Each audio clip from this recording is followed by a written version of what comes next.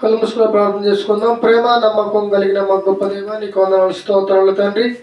గడిచిన దినాలంతట్లో నాయన మమ్మల్ని క్షేమంగా కాపాడి మరి ఈ యొక్క ఆదివారకాల సమయంలో నా తండ్రి నీ సన్నిధానంలో కూడుకొని నాయన నీ మాటలు వినే భాగ్యాన్ని మాకు ప్రసాదించిన నీకు వందనాలు స్తోత్రాలు తండ్రి. ఇదిగో నా తండ్రి, మరి నాయన మీరు మాకు అనుగ్రహించిన మరి బైబిల్ అనే ఈ యొక్క గ్రంథంలోనికి వెళుతున్నగా సమయోచితమైన జ్ఞానాన్ని నాకు దయచేయండి. వింటున్న నీ పిల్లలు వారి యొక్క మనోన్నతను వెలిగించమని నా తండ్రి, ఎందరైతే రాలేకపోయారో నీ పిల్లలు వారు కూడా వచ్చేటకు సహాయం దయచేయండి. మీ వాక్యాన్ని విని దాని ప్రకారంగా జీవించే భాగ్యాన్ని ప్రసాదించండి నాయన. మరి మొదట వర్తమానం మరి జయశాల్ గారు మంచి విషయాలు మాకు తెలియజేశాడు. కుమారుడికి మంచి ఆరోగ్యమైన ఆయుష్ని ప్రసాదించి నాయన మరి ఇంకా అనేక దినములు మా కొరకు నాయన నీ కుమారుని జ్ఞాపకం చేసుకోమని యేసుక్రీస్తు నామములో ప్రార్థనకు సమర్పించుకున్నాం తండ్రి, ఆమేన్. కూడి వచ్చిన మీ అందరికీ ప్రభువైన యేసుక్రీస్తు నామములో అందరికీ వందనాలు తెలియజేస్తున్నాను. ప్రియమైన దేవుని వలన మరి ఈరోజు ఒక మంచి పాఠాన్ని మనం ధ్యానించుకోబోతున్నాను. మరి అందరూ శ్రద్ధగా దేవుని యొక్క మాటలను మరి వినవలసిందిగా మరి ప్రేమపూర్వకంగా తెలియజేస్తున్నాను. ఈరోజు పాఠాన్ని మరి వినండి. నైతిక విలువలను నేర్పుతున్న బైబిల్. ఏమండి, నిజంగా మానవులలో లేనిదంటూ ఏంటంటే విలువలే. ఈ యొక్క నైతిక విలువలను బైబిల్ ఎలా నేర్పుతుందో నిజంగా బైబిల్ని బట్టి మనం ఆలోచిస్తే మనకి ఆశ్చర్యం కలుగుతుంది. ప్రియమైన దేవుని వలన బైబిల్లో ఎన్ని మాటలు మరి మనకి రాసిచ్చాడు దేవుడు అంటే వాటిని చదవడానికి కూడా మనకి ఏమండి టైం సరిపోదు. దేవుని యొక్క మాటలను మనం ఉన్నతంగా నేర్చుకుంటే నిజంగా మన జీవితాలు ఎంతగా బాగుపడతాయి. ఏమండి, ఈ నైతిక విలువలో మనం మరి బైబిల్లో నేర్చుకోవాల్సిన కొన్ని విషయాలు మీకు తెలియజేస్తాను. ఏమండి, ప్రధానంగా విలువలలో ఒకటి ఏంటి అంటే ప్రేమ, కరుణ, 3 వినయం, 4 క్షమ మరియు సమగ్రత. వీటన్నిటినీ వ్యక్తిగత ప్రవర్తనను మరి దేవుని వైపు నడిపిస్తూ ఉంటుంది. మనుషులలో నిజంగా ఈరోజు చూస్తే విలువలు లేవండి. భర్త పట్ల భార్య విలువలు లేకపోవటం, తల్లిదండ్రుల పట్ల పిల్లలు విలువలను చూపించకపోవటం, సమాజం పట్ల మనుషులకు విలువలు లేకపోవటం, ఇలాంటి విషయాలను నిజంగా బైబిల్ ఎంతగా మరి తెలియజేస్తుందని మనం ఆలోచించాలి. మన యొక్క ఆత్మీయంగా ఏమండి ఆ యొక్క ప్రవర్తనను బలపరచడానికే ఈ బైబిల్ మరి నైతిక విలువలకి పునాది వేసింది. మరి ముఖ్యంగా వీటిలో మనం తెలుసుకోవాల్సిన విషయాలు ఏంటంటే 2 సూత్రాలు. ఒకటి దేవుణ్ణి ప్రేమించడం, 2 పొరుగువారిని ప్రేమించడం. ఈ యొక్క నైతిక విలువలు ఏమంటే నిజంగా ఒకప్పట్లో అంటే ఎప్పుడంటే మరి ఆదమ గారి కాలంలోనూ మరి కొంతకాలం ఉండడం మనకి తెలుసు బైబిల్ని బట్టి. ఈ యొక్క విలువలు పడిపోయింది ఎప్పుడంటే మరి 1914లో మనుషులలో ఈ యొక్క నైతిక విలువలు అనేది పడిపోయింది. అనగా మొదటి ప్రపంచ యుద్ధం జరిగిన ఆ కాలంలో ఈ యొక్క నైతిక విలువలు అనేది పడిపోయినవి. అందుకనే మరి చరిత్రకారులు ఏమంటే కొంతమంది ఏం చేశారంటే పరిశీలన చేశారు. మనుషులలో ఈ యొక్క నైతిక విలువలు ఎప్పుడు పడిపోయాయి, ఎందుకు పడిపోయాయని ఆరాధించిన ఒక వ్యక్తి కనపడతాడు మనకు. అతనే రాబర్ట్. ఏమంటే ప్రొఫెసర్ అనమాట. ఆయన ప్రొఫెసర్ రాబర్ట్. ఈయన ఒక బుక్కుని రాశాడు. ఈ యొక్క నైతిక విలువలు పడిపోయిన దానికి కారణం ఎప్పుడు అనేది. ఏమండి, ఈ బుక్ రాసిన తర్వాతకి నిజంగా ఆయన ఆలోచించి మరి మనుషులలో ఈ నైతిక విలువలను ఎలా పెంచాలని ఆలోచన చేసినా కానీ మనుషులలో విలువలు అనేది నిజంగా ఎప్పటికీ లేకపోవడం మనకు ఆశ్చర్యకరం. బైబిల్ బట్టి ఆలోచిస్తే ప్రియమైన దేవుని వలన ఏమంటే ఒకసారి మలాకి రాసిన గ్రంథము, పాత నిబంధన గ్రంథంలో మలాకి గ్రంథము 2వ అధ్యాయం 10వ వచనంలో ఒకసారి మనం చూసినట్లయితే ప్రియమైన దేవుని వలన ఇక్కడ మనకి కొన్ని మాటలు అర్థమవుతాయి. ఏమంటాడు దేవుడు చూడండి, మలాకి గ్రంథము 2వ అధ్యాయం 10వ వచనంలో మన అందరికి తండ్రి ఒక్కడే కాడా, ఒక్క దేవుడే మనలను సృష్టింపలేదా? ఇలాగుండగా ఒకరి ఎడల ఒకరము చేస్తున్నారంట, ఒకరి ఎడల ఒకరు ద్రోహాన్ని చేసుకుంటారంట. మనందరికీ తండ్రి అయిన దేవుడు ఒక్కడే. ఏమండి? తండ్రి ఒక్కడు. ఏమండి? రక్షకుడు ఒక్కడు. ఏమండి? తండ్రి అయిన దేవుడు ఒక్కడే అని తండ్రి తండ్రి అని బైబిల్ గ్రంథం మొత్తం మీద కూడా మనకి తెలియజేయబడుతుంది. కానీ తండ్రి గురించిన ఆలోచన లేదు, కానీ రక్షకుడైన యేసుక్రీస్తు గురించే మనుషుల ఆలోచన అనేది మనకి కనబడుతూ ఉంటుంది. కానీ ఇక్కడ ఏమంటున్నాడు? పూర్వం పాత నిబంధన గ్రంథంలోనే తండ్రి ఒక్కడు, తండ్రి గురించి సంబోధిస్తున్నాడు. తండ్రి మనకి ఒక్కడే కాదా? దేవుడు అక్కడే మనల్ని సృష్టింపలేదా? ఇలాగుండగా ఒకరి ఎడల ఒకరము ద్రోహము చేయుచు మన పితరులతో చెయ్యబడిన నిబంధనను మనం ఎందుకు తృణీకరించుచున్నాము? చూసారు ప్రియమైన దేవుని వలన దేవుడు మనుషులలో నైతిక విలువలను పెంచడానికి ఏమండి ధర్మశాస్త్రం అనే ఒక గ్రంథాన్ని మరి మోషే ద్వారాగా దేవుడు రాసి ఇవ్వడం జరిగింది. ఏమండి? ఒకనాడు మరి ఈ యొక్క విలువలు అనేది పడిపోయినవి. ఏమండి? మరి ఆ తర్వాతకి మోషే గారి ద్వారాగా ఆ గ్రంథం వచ్చినా కానీ దానిని పట్టించుకోని పరిస్థితి. ప్రియమైన దేవుని వలన బైబిల్ ఎప్పుడైతే మరి ప్రారంభింపబడిందో, దీని యొక్క మాటలు ఎప్పుడైతే లోకానికి తెలియాలని దేవుడు అనుకున్నాడో, కాబట్టి అప్పటి నుంచి చాలామంది బైబిల్ను మరి పరిశీలించడం, చదువుకోవడం, దానిలో ఉన్న మాటల ప్రకారంగా బ్రతకడం అనేది ప్రారంభించబడింది. యేసుక్రీస్తు ప్రభువు వెళ్ళిపోయిన తర్వాతకి శిష్యులు వచ్చారు, అపోస్తులు ఎంతో మంది వచ్చారు. వాళ్ళు కూడా ఎన్నో పత్రికలు రాశారు. ఇవన్నీ మరుగున పడిపోయాయి. ఏమండి? ఎవరు వచ్చిన తర్వాతకి బైబిల్ బయటకు వచ్చింది మనకి? ఏమండి? ఎవరైనా బైబిల్ గ్రంథాన్ని ముద్రించింది విలియం కేరీ గారు. నిజంగా విలియం కేరీ గారు కనుక మన దేశానికి, భారతదేశానికి కనుక ఆయన రాకపోతే ఈరోజు ఈ బైబిల్ మన చేతిలోకి వచ్చేదే కాదు. నిజంగా మనుషులు ఎలా ఉన్నారంటే, ఒక భార్య చచ్చిపోతే ఏమంటే ఆమెతో, లేదా ఒక భర్త చచ్చిపోతే ఈ భార్యను ఏం చేసేదంటే అతనితో పాటు కూడా చంపేసేవాళ్ళు, సజీవ దహనం చేసేవాళ్ళు బ్రతికుండగానే. అంటే మనుషులలో ఈ యొక్క విలువలు లేకపోయినవి. ఏమండి? ఒక స్త్రీని ఎలా చూశారంటే నిజంగా ఏమండి ఒక చిన్న చూపుతో నిజంగా ప్రియమైన దేవుని వల్ల ఎంత దారుణమైన పరిస్థితి మన భారతదేశంలో ఉందో ప్రియమైన దేవుని వల్ల మనందరికీ తెలుసు. చరిత్రను తిరగేస్తే నిజంగా ఆ యొక్క విలియం కేరీ గారిని దేవుడే మరి మన భారతదేశానికి పంపించిన అనుకుంటాం. ఆయన ద్వారానే మనుషులలో విలువలు రావాలి, ఒకరిని ఒకరు ప్రేమించాలి, స్త్రీని పురుషులు ప్రేమించాలి, పురుషులు స్త్రీని ప్రేమించాలి, సమాజాన్ని ప్రేమించాలి, పెద్దల్ని గౌరవించాలి. ఇలాంటి విలువలను తీసుకొచ్చింది ఎవరంటే ఇదిగో మరి ఈ యొక్క బైబిల్ గ్రంథాన్ని బయటపెట్టిన వ్యక్తే విలియం కేరీ గారు. ఆయన ద్వారాగేనండి, ఆయన నిజంగా బైబిల్ని మరి ఎంతగా పరిశీలించకపోతే ఇందులో ఎన్నో విలువలను దాగి ఉన్నవి.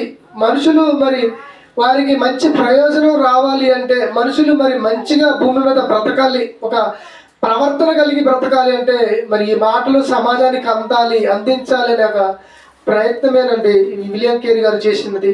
నిజంగా మరి ఏమంటే మనుషులు ఎలా ఉందంట, వారు ఒకరి ఎడల ఒకరు ద్రోహాన్ని చేసుకుంటున్నారు.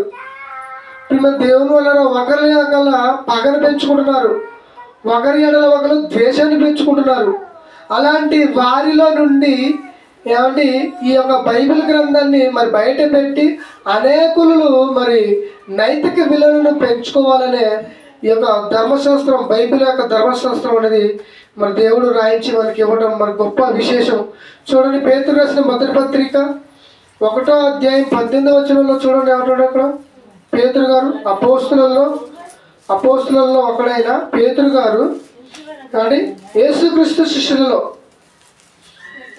ఒకరైన పేతురు రాసిన మొదటి పత్రిక 1వ అధ్యాయం 18వ వచనం చదవండి. పితృ పారంపరమైన మీ వ్యర్థమైన ప్రవర్తనను విడిచిపెట్టినట్లుగా వెండి బంగారము వంటి క్షయ వస్తువుల చేత మీరు విమోచింపబడలేదు. మీరు ఎలా విమోచింపబడ్డారు అంటే అమూల్యమైన రక్తం చేత, అనగా నిర్దోషమును నిష్కలంకమును గొర్రెపిల్ల వంటి క్రీస్తు రక్తము చేత మీరు విమోచింపబడుతురని మీరు ఎరుగుదురు కదా. చూసారండి, మనమంతా ఏమండి వీళ్ళు ఎవరాళ్ళు? పేతురు గారు రాస్తున్నాడు. ఎవరికి రాస్తున్నాడు అంటే సంఘానికి రాస్తున్నాడు. మీరంతా పూర్వము పితరులు ఉన్నారు కదండి. ఆ పితరులు ఏం చేశారంట? ఏమంటే ఒకసారి మరొకసారి చదువు. పితరుల యొక్క పారంపర్యమైన మీ వ్యర్థ ప్రవర్తన. ఏమంటే పితరులు అనే వాళ్ళు ఉన్నారు ఆ కాలంలో, పూర్వీకులు. ఏమంటే దేవుని నమ్మిన వాళ్ళు, ధర్మశాస్త్రం కింద బ్రతికిన వాళ్ళు. వాళ్ళంతా వ్యర్థమైన ప్రవర్తనలో బతికారంట. నిజంగా అది వ్యర్థమైన ప్రవర్తన. వాళ్ళు ధర్మశాస్త్రాన్ని నేర్చుకున్నా కానీ మోషే గారి ద్వారాగా ఆ ధర్మశాస్త్రాన్ని వాళ్ళు పాటించలేక వ్యర్థమైన ప్రవర్తనని ఎంచుకొని దాని ప్రకారంగా బ్రతుకుతున్న వాళ్ళను ఉద్దేశించి ఇక్కడ మరి పేతురు గారు ఏమంటున్నాడంటే, ఏమంటున్నాడు అక్కడ చదువు. ఏమంటే విడిచిపెట్టినట్లు వెండి బంగారం వంటి క్షయ వస్తువుల చేత మీరు విమోచింపబడలేదు. ఏమండి ఎక్కడి నుంచి విమోచింపబడారు వాళ్ళు? పాపం అనే దాసత్వం నుంచి విమోచన కలిగింది. ఎవరికి? సంఘస్థులకి. దేవుని నమ్ముకున్న అనబడిన వాళ్ళకి బంగారం వలన, వెండి వలన, ఏమండి ఆస్తుల వలన, అంతస్తు వలన మనకి విమోచన కలగలేదు. ఎవరి వల్ల విమోచన కలిగింది మనకి? యేసుక్రీస్తు వారు రక్తం కార్చడం వలన మనకి విమోచన కలిగింది అంటున్నాడు. నిజంగా ఆయన రక్తాన్ని కనుక మనకి మన కోసము కార్చకపోతే, ఆయన కనుక ప్రాణం పెట్టకపోతే ప్రేమ దేవుని వల్ల ఈరోజు మనకి రక్షణ లేదు. ఆ యేసు వారి భూమి మీదకి రాబట్టే నిజంగా మనలో ఏమండి ఆ ప్రేమించే గుణం వచ్చింది. ఎవరు కదండి? ప్రేమ గుణం ఉందా మనకి? అంతకుముందు దేవునిలో రాకముందు అసలు తల్లిదండ్రులే ప్రేమించలేని పరిస్థితి. అలాంటిది బయట వాళ్ళు ప్రేమించే అవకాశం ఉందా మనుషులలో అంటే లేదు. చూడండి, చాలా మంది మనం చూస్తూనే ఉన్నాం. తల్లిదండ్రులని ద్వేషించే వాళ్ళు, తల్లిదండ్రులను చంపేవాళ్ళు, తల్లిదండ్రులకి కనీసం ఒక పూట అన్నం పెట్టలేని వాళ్ళు. అంటే వారిలో మరి నిజంగా ప్రేమ ఉందంటారా? ఈరోజు మనం యేసుక్రీస్తును అంగీకరించబట్టే మన తల్లిదండ్రులు మనం గౌరవించగలుగుతున్నాము, ప్రేమించగలుగుతున్నాము. ఇప్పుడు దేవుని నిజంగా మనుషుల్లో ఉండాల్సింది ప్రేమ, కరుణ, వినయం. మనుషులలో ఇవి లేకపోవడం వలనే విలువలని ఏమైపోయినవి? పడిపోయినవి. మనుషులలో ప్రేమ ఉండాలి, కరుణ ఉండాలి. కరుణించే నిజంగా యేసుప్రభువుకి పేరు ఏ ప్రేమ? కరుణామయుడు. నిజంగా ఆయన కరుణించాడు మనల్ని. మనం ఎన్ని పాపాలు చేస్తున్నా కానీ వాటిని క్షమించి ఎలాగైనా నా తమ్ములను నా తండ్రి దగ్గరికి చేర్చాలి, నా తమ్ములు నేను పోగొట్టుకోకూడదని ఒక ఆలోచనతో నిజంగా ఆయన ప్రేమ చూపాడు. కాబట్టి ఆయన ఎన్ని మాటలు అన్నా కానీ ఏమండి చాలామంది ఎలా తిట్టారండి? యేసుక్రీస్తు కాలం బతుకుతున్న కాలంలో దయ్యం పట్టిన వాడు అన్నారు, తిండిపోతూ అన్నారు, ఏమండి ఇంకేమన్నారు? చాలాగా ఆయనని చెడ్డ మాటలు ఎన్ని పలికినా కానీ యేసుప్రభువు వాటన్నిటి తుడుచుకొని నిజంగా మన కొరకు మరి ప్రాణాన్ని పెట్టాడు. ఈరోజు మరి అంతగా ప్రేమించే ఆ తత్వం అనేది ఈరోజు మనుషులలో కనబడుతుందంటే లేదండి. ఇది బైబిల్ను నమ్ముకున్నప్పుడే, దేవుని అంగీకరించిన వారిలో మాత్రమే ఈ ప్రేమ అనే పదము, కరుణ అనే పదము, క్షమించాలనే ఆ పదం అనేది మనకి బైబిల్లోనే కనపడుతుంది కానీ ఎక్కడ కూడా మనకి కనపడదు. ప్రేమ దేవుని వల్ల నిజంగా ఒక తప్పు చేస్తే కానీ పేతురు గారు కూడా అడిగాడు. కానీ యేసుక్రీస్తు ఏమని అడిగిండు? నా సహోదరుడు నా ఎడల తప్పిదము చేస్తే నేను ఎన్ని మార్లు క్షమించాలి అంటే నీవు చనిపోయేంత వరకు కూడా నీ సహోదరులను ప్రేమించాలి, క్షమించాలి అని ఒక గొప్ప విషయాన్ని భూమి మీద మరి తెలియజేసిన వ్యక్తి ఎవరంటే యేసుప్రభువు వారు మాత్రమే. అలాంటి యేసుక్రీస్తుని కలిగి ఉన్నందుకు మనం అంత గొప్ప ధన్యత అండి మనది. ఆయనను అంగీకరించలేకపోతున్నారు చాలామంది. ఆయన ఒక విదేశీ వ్యక్తిగా చూస్తున్నారే కానీ ఆయన మరి నిజంగా మరి ఏమంటే శిలువలో ఆ ప్రాణాన్ని పెడుతూ కూడా క్షమించు అని పలకగలిగాడంటే మరి ఆయనలో నిజంగా క్షమాగుణం ఉందంటారా లేదంటారా మనం ఆలోచించాలి. చూడండి ఒకసారి మలాకీ గ్రంథము, అదే మలాకీ గ్రంథం 1:6 చూడండి. మనుషులు ఏ విధంగా భూమి మీద బ్రతికారో దేవుడు ముందుగానే ఎరిగి ఈ మాటలు రాశాడు. మనుషులలో నైతిక విలువలను పెంచాలని కుమారుడు తన తండ్రిని గణపరచును కదా, దాసుడు తన యజమానుని గణపరచును కదా. నా నామాన్ని నిర్లక్ష్య పెట్టే యాజకులారా, నేను తండ్రినైతే నాకు రావాల్సిన ఘనత ఏమైను, నేను యాజకుడినైతే నాకు భయపడేవాడు ఎక్కడున్నాడు అని సైన్యములకు అధిపతి యెహోవా మిమ్మల్ని అడుగుచున్నాడు. ఏమి చేసి నీ నామాన్ని నిర్లక్ష్య పెట్టితమని మీరందరూ నా బలిపీఠం మీద పవిత్రమైన అపవిత్రమైన భోజనమును అర్పించుచు ఏమి చేసి నిన్ను అపరిచిపరిచితమని మీరందరూ చూసారా ప్రియమైన దేవుని వలన. ఏమండి, ఒక కుమారుడు అంట తండ్రిని గనపరుస్తున్నాడు. ఏమంటే ఒక దాసుడు యజమానుని కనపరుస్తున్నారు. కానీ నేను తండ్రిని అయితే నాకు రావాల్సిన ఘనత వస్తుందా అని దేవుడు ప్రశ్నిస్తున్నాడు. నిజంగా ఆ రోజు దేవుణ్ణి గణపరిచే వాళ్ళు లేరు. ఏమండి, తండ్రిని కుమారుడు గణపరిచే రోజులు ఉన్నాయి. ఏమండి, ఒక దాసుడు ఒక పనివాడు తన యజమానుని గణపరిచే రోజులు ఉన్నాయి. కానీ దేవుణ్ణి గణపరచాలన్న ఆలోచన మనుషులలో ఆ రోజు ఉందా అంటే లేదనే ఇక్కడ మనకు అర్థమవుతుంది. అందుకని దేవుడు ఏమంటున్నాడు, నాకు రావాల్సిన ఘనత మీరేం చేస్తున్నారు, నిర్లక్ష్య పెడుతున్నారు. అంటే దేవుని నమ్మకపోవటం వల్లనే మనుషులలో ఏమండి ప్రేమ అనేది కోల్పోయింది, క్షమ అనేది కోల్పోతున్నారు. ఏమండి, కరుణ అనేది కోల్పోతున్నారు. దేవుణ్ణి ఎప్పుడైతే నమ్ముతారో వారిలో ఇవన్నీ వస్తూ ఉంటాయి.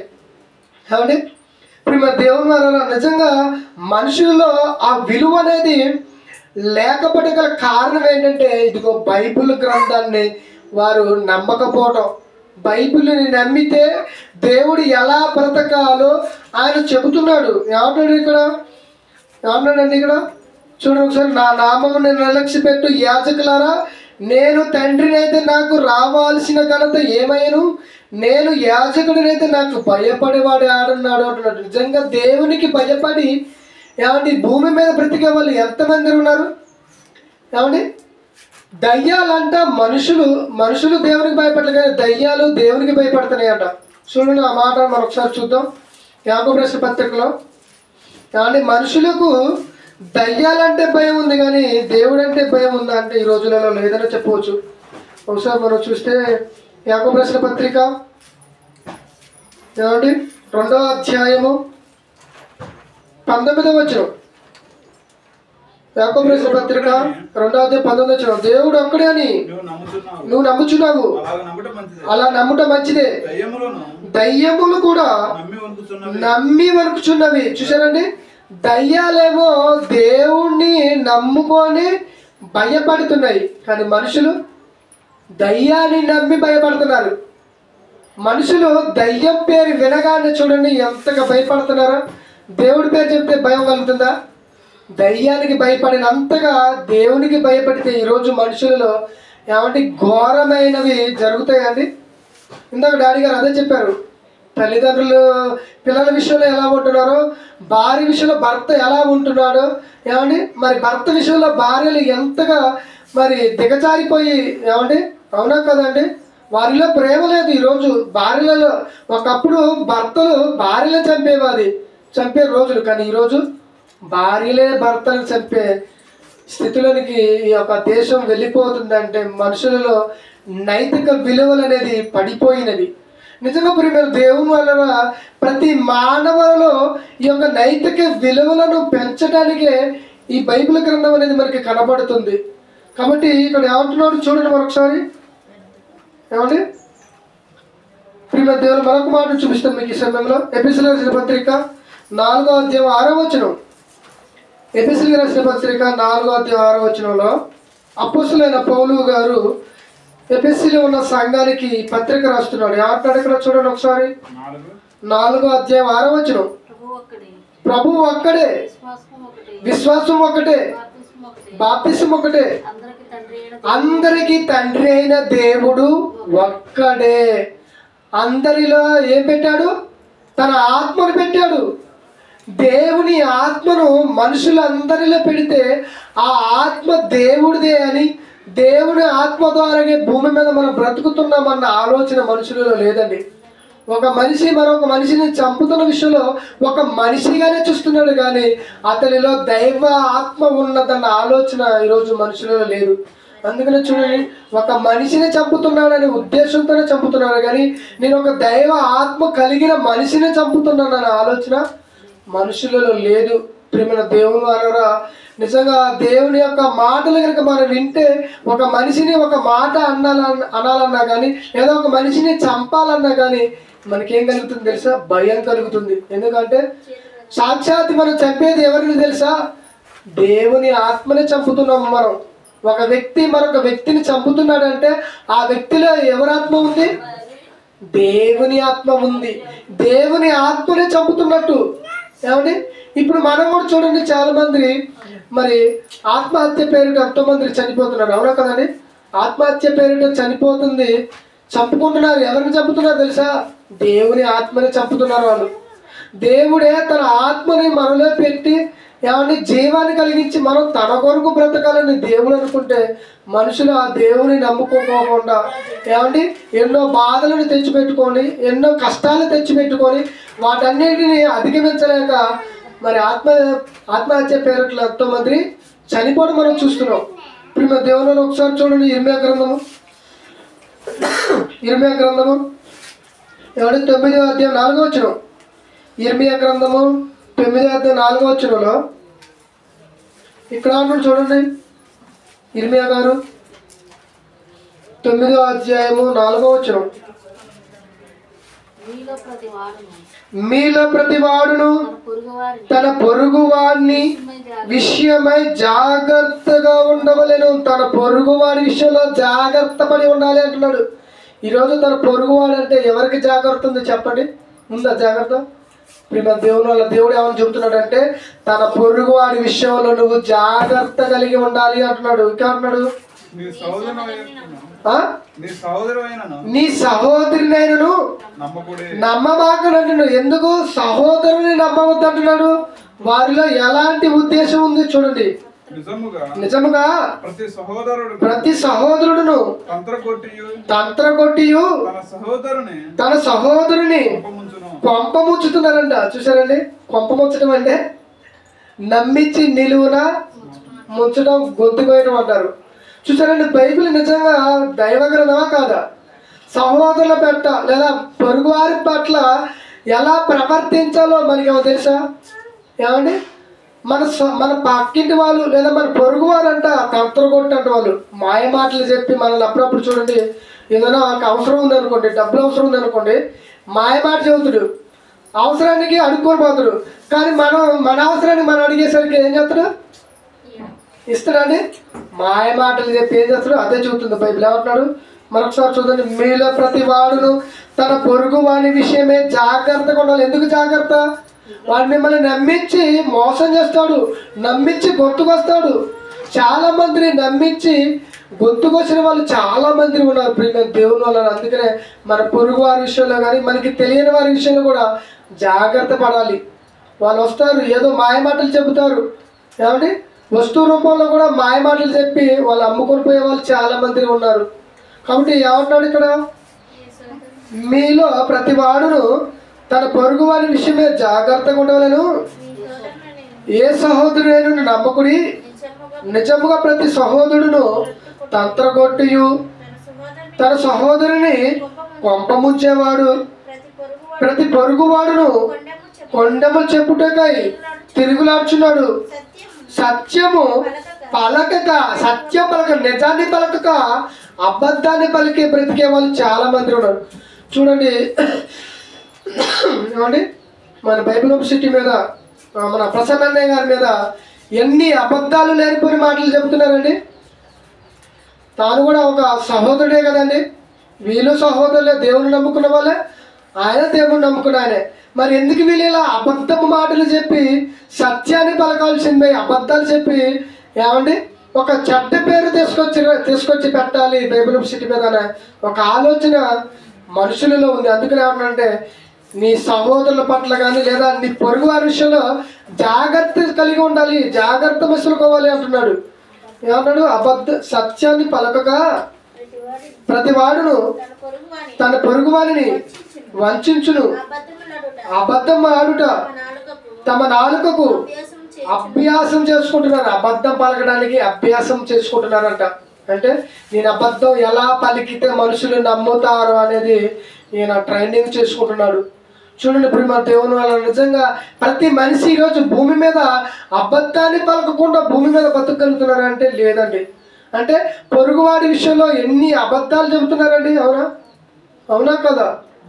కాబట్టి ఇప్పుడు మన దేవుని వల్ల మనుషులలో నైతిక విలువలు అనేది పడిపోవటం కారణం ఏంటంటే దేవుని నమ్మకపోవటం వల్లనే.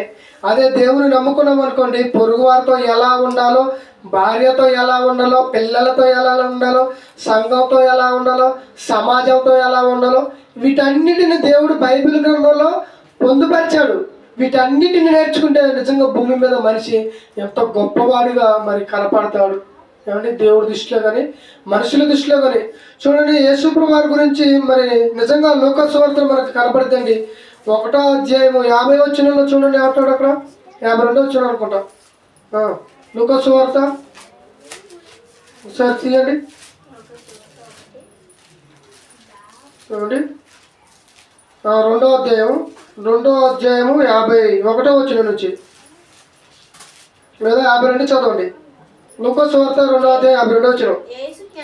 యేసు జ్ఞానమందును వయసునందును దేవుని దయనందును మనుషుల దయ వర్ధిల్లుచున్నాడు. మనుషుల దయను కోరుకోవాలి, దేవుని దయ కోరుకోవాలి. ఇప్పుడు మనుషుల దయ కలగాలి అంటే మనం వాళ్ళ పట్ల మనం ఏం చూపించాలి?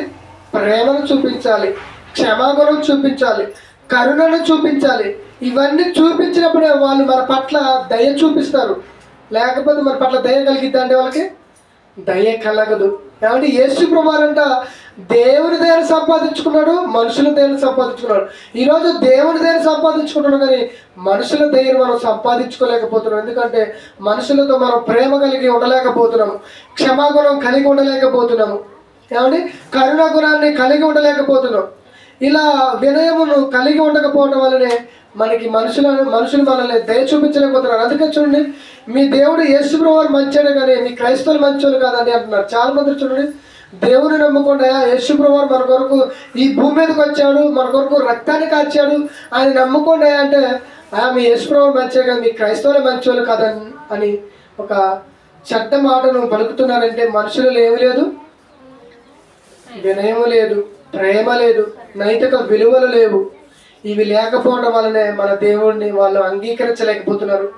కాబట్టి ఇప్పుడు మన దేవుని వల్ల మనం ఒక మనిషిని ప్రేమించి దేవుని వైపు నడిపించగలిగితేనే అతడు నిజంగా దేవుడిని అంగీకరించగలుగుతాడు. చూడండి, మరొక మాట చూద్దాం ఈ సమయంలో. ఆదికాండము 27వ అధ్యాయము, ఆదికాండం 27వ అధ్యాయం 35వ వచనం. ఆదికాండము 27వ అధ్యాయము 35వ వచనంలో ఇక్కడే చూస్తున్నాడు. అతడు నీ సహోదరుడు కపటోపాయముతో వచ్చి నీకు రావాల్సిన దీవెనను తీసుకొని పోయాడు. ఎవరైనా? యాకోబు గారు. ఎవరికి రావాల్సినది దీవెనలు ఆశీర్వాదాలు అంటే ఏశావుకి. చూసారండి, ఏశావు యాకోబుకి ఏమవుతాడు? అన్న కదండి. మరి అన్నని మోసం చేయటం తప్ప కదా? అంటే ఇప్పుడు మేము దేవుని వలన ఏం చేస్తున్నాడు? ఏమన్నాడు ఒకసారి మళ్ళీ చదవండి. 27వ అధ్యాయం 35వ వచనంలో ఏమన్నాడు అక్కడ? అతడు నీ సహోదరుడే, కట్టట ఉపాయముతో నీకు రావాల్సిన దీవెనను తీసుకొని పోయాను. ఏశావు యాకోబు అనే పేరు అతనికి సరిగానే చెల్లినది. అతడు నన్ను ఈ రెండు మార్లు మోసపుచ్చినను, నా జ్యేష్ఠత్వమును తీసుకునేను. ఇదిగో ఇప్పుడు వచ్చి నాకు రావాల్సిన దీవెనను తీసుకుని చెప్పి నా కొరకు మరి ఏ దీవెన మిగిల్చి ఉండలేదా అని అడిగాడు. చూసారండి ప్రియమైన దేవుని వలన ఒక తమ్ముడే అన్నని ఏం చేశాడు? మోసం చేశాడు. ఈరోజు చూడండి, అన్నదమ్ముల విషయంలో మోసం జరుగుతుంది. స్థలాల కాడ కానీ, ఏమంటే పొలాల కాడ కానీ, ఆస్తుల విషయంలో ఒక తమ్ముడిని అన్న మోసం చేస్తున్నాడు, ఒక అన్నని తమ్ముడు మోసం చేసుకుంటున్నారు. ప్రియమైన దేవుని వలన తన సొంత తమ్ముడే కదా, తన సొంత అన్నే కదా, అతను ఎందుకు మోసం చేయాలి అంటే అతడు భూమి మీద గొప్పవాడు కావాలని, భూమి మీద మనుషులు గొప్పవారి కోసం, పేరు మరి ప్రఖ్యాతుల కోసం సొంత తమ్ముడైనా కానీ తల్లినైనా కానీ, ఏమంటే ఆఖరికి ఒక అమ్మాయిని కూడా మోసం చేసి భూమి మీద బ్రతికే వాళ్ళు చాలా మంది ఉన్నారు. ప్రియమైన దేవుని వలన ఆలోచించవలసిందిగా తెలియజేస్తున్న మనుషులలో ఏమంటే ఈ మోసకరమైన ఆలోచనలు ఉండడానికి కారణం ఏంటంటే బైబిల్ను వారు నమ్మకపోవటమే. చూడండి ఒకసారి మీకా గ్రంథము 7వ అధ్యాయము 2వ వచనంలో చెబుతున్నాడు దేవుడు. మీకా గ్రంథము 7వ అధ్యాయం 2వ వచనంలో చూడండి ఒకసారి. మీకా గ్రంథము 7వ అధ్యాయం 2వ వచనంలో దేవుడే చెబుతున్నాడు చూడండి ఒకసారి.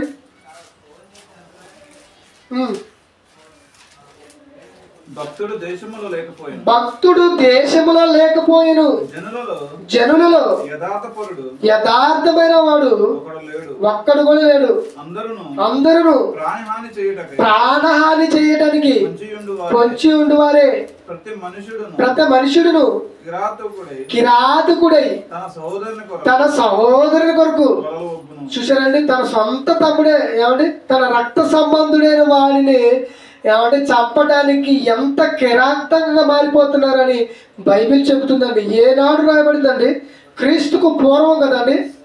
క్రీస్తు వచ్చి 2000 సంవత్సరాలు అయితే క్రీస్తు రాకముందే చెప్పబడుతుంది. అంటే దగ్గర సుమారుగా ఒక 3000 సంవత్సరాలు, 3000 కావచ్చు. అంటే అప్పుడే చెబుతున్నాడు దేవుడు సహోదరుల పట్ల ఎలా ఉంటారని చెబుతుందంటే, మరి బైబిల్ని ఇప్పటికీ నమ్ముతున్నారంటే ఇదొక మరి విదేశీ పుస్తకంగా చూస్తున్నారు. కానీ దీనిలో రాయబడ్డ మాటలు ఒక్కసారి మనం పరిశీలిద్దాము, ఆలోచిద్దామని ఆలోచన ఉందా అండి? ప్రియమైన దేవుని లేదు. ఏమంటాడు ఇక్కడ? మరొకసారి చదవండి ఆ మాటలు. ఏమంటాడు ఒకసారి చూద్దాం. అంటే 2వ వచనం ఇప్పుడు చదవరు కదా, అదే మీకా గ్రంథము 7వ అధ్యాయంలో కంటిన్యూ చేయండి. భక్తుడు దేశంలో లేకపోయాను, నా దేశంలో అంటే లేకపోయాను, జనాలలో యథార్థపరుడు ఒక్కడును లేడు. అందరూ ప్రాణహాని చేయుటకై పొంచి ఉండువారే. ప్రతి మనుషుడు కిరాతకుడై తన సహోదరి కొరకు వలలు ఒగ్గుచున్నాడు. 2 చేతులతో కీడు చేయడానికి పూనుకొందరు. అధిపతులు బహుమానం కోరుకుంటారు.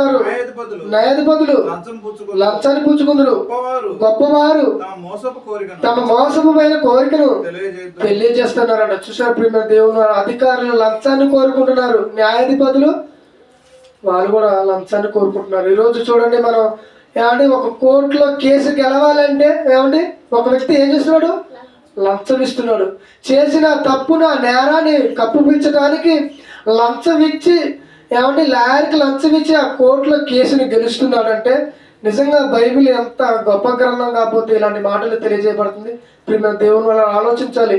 ధనవంతుడైన వాడు ఒక పేదవాడిని ఏమంటే మరి అణిచేయడానికి, ఆ పేదవాడిని ఏలడానికి, వాడు చేసిన తప్పును కప్పుపించుకోవడానికి పోలీస్ స్టేషన్లో కూడా లంచం ఇచ్చి మరి ఆ పోలీస్ స్టేషన్ దాకా కూడా పోకుండా బయటపడుతున్న వాళ్ళు చాలామంది ఉన్నారు. అంటే మనుషులలో విలువలలో ఈరోజు నైతిక విలువలు అనేది కోల్పోయారండి. మనుషులలో ప్రేమానురాగాలను మరి కోల్పోవడం వల్లనే వాటన్నిటినీ కలిగి భూమి మీద మనుషులు మరి దేవుని కొరకు ఉన్నతంగా బ్రతకాలనే దేవుడు మనకి ఈ గ్రంథాన్ని రాసి ఇవ్వటం జరుగుతుంది. కాబట్టి ఇప్పుడు మనం దేవుని వలన ఆలోచించవలసిందిగా తెలియజేస్తూ మరొక 2 మాటలు చూసుకునే సమయంలో ముగించుకుందాం. తెస్సలోనికీయులకు రాసిన మొదటి పత్రిక 4వ అధ్యాయం 6వ వచనం చూడండి ఒకసారి. తెస్సలోనికీయులకు రాసిన పత్రిక అపోస్తలుడైన పౌలు గారు 4వ అధ్యాయం 6వ వచనం. ఈ విషయమందు ఎవడును అతిక్రమించి తన సహోదరునికి మోసం చేయకుండా ఉండవాలని చెబుతున్నాడు. చూశారని, తన సహోదరులకి మోసం చేయకుండా ఉండాలని బైబిల్ చెబుతుంది. అంటే మనుషులలో విలువలను పెంచడానికి ఈ యొక్క పత్రికలను మరి సంఘానికి రాస్తున్నాడు. ఏమంటాడు? చదువు ఇంకా. ఎందుకనగా మేము పూర్వము మీతో చెప్పి సాక్ష్యం ఇచ్చిన ప్రకారము ప్రభువు వీటన్నిటి విషయమై ప్రతిదండన చేయువాడు పరిశుద్ధులగుటకే దేవుడు మనల్ని పిలిచిన గాని అపవిత్రులుగా ఉండుటకు పిలవలేదు. మనల్ని దేవుడు ఎందుకు పిలిచాడంటే, ఎందుకు పిలిచాడంటున్నాడు? పవిత్రులుగా బతకడానికి, అపవిత్రులుగా కాదు. మనుషులలో విలువలను పెంచుకొని బ్రతకడానికే. కానీ ఈరోజు మనుషులలో విలువలు ఉన్నాయి అంటే లేవనే చెప్పాలి. కానీ ఇప్పుడు దేవుని ద్వారా మనుషుల ఎలలో ఏమంటే విలువలను పెంచుకొని ఒకరినొకరు ప్రేమించుకొని ఒకరినొకరు ఆదరించుకొని ఏమండి భూమి మీద బ్రతకాలని బైబిల్ చెబుతుంది. సంఘం పట్లనే ఏమండి మనుషులలో మరొక సహోదరు అంటే మరొక సహోదరికి ఈరోజు పడుతుందంటే పడని పరిస్థితి. ఆయన వస్తే నేను రాను, ఆమె వస్తే నేను రాను. ఏమండి దేవుని వాక్యాన్ని ఎంత విన్నా నేర్చుకున్నా కానీ ఏమండి తన సహోదరు పైన ఎందుకంటే ఇంత కోపము మనుషులకు? చెప్పండి. ప్రేమ దేవుని అంటే మనుషులలో ఏమీ లేదు, విలువలు లేవు. కాబట్టి మనుషులలో ఆ విలువలను పెంచడానికే దేవుడు పూనుకొని ఈ యొక్క మాటలను మరి మనకి ఎన్నో రాసి ఇవ్వడం జరుగుతుంది. చివరిగా ఒక మాట చూసుకునే సమయంలో ముగించుకుందాం.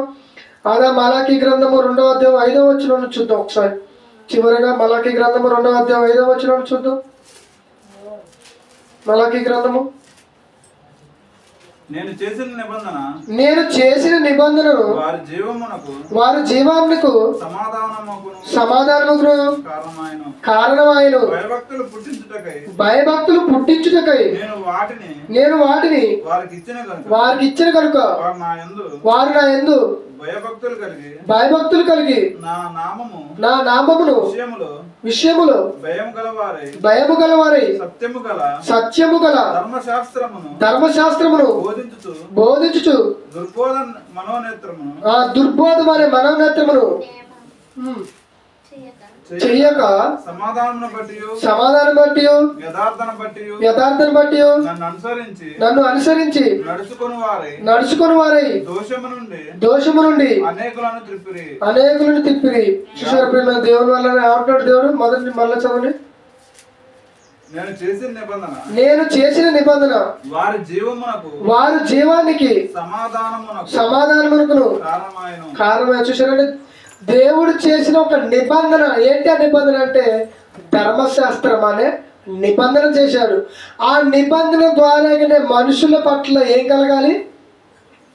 ప్రేమ కలిగి ఉండాలి, దయ చూపించాలి, కరుణను చూపించాలి. కాబట్టి దేవుడు మరి ఈ యొక్క ధర్మశాస్త్రాన్ని మోషే ద్వారా పుట్టించకపోయినట్లయితే ఎలా ఉన్నారండి? మొట్టమొదటి మనిషి ఏమంటే ఆదాము గర్భం నుండి వచ్చిన మొట్టమొదటి మనిషి ఎవరు? కయ్యేను.